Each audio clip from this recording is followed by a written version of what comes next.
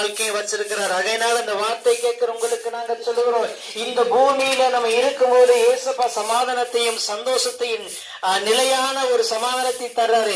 நம்முடைய வாழ்க்கை முடிஞ்ச பின்னாடி நமக்காக ஒரு நித்திய ஜீவனை வச்சிருக்கிறாரு. அந்த நித்திய ஜீவனுக்கு போகணும்னா நம்ம வாழ்க்கையில பாவம் இருக்கக்கூடாது, பாவ அடிமைத்தனம் இருக்கக்கூடாது, மறைமுகமா செய்யக்கூடிய பாவம் இருக்கக்கூடாது. இந்த பாவத்திலிருந்து மீட்கும் வண்ணமாக தான் ஏசப்பா கல்வாரி சிலுவையில நமக்காக ஜீவனை கொடுத்தாரு.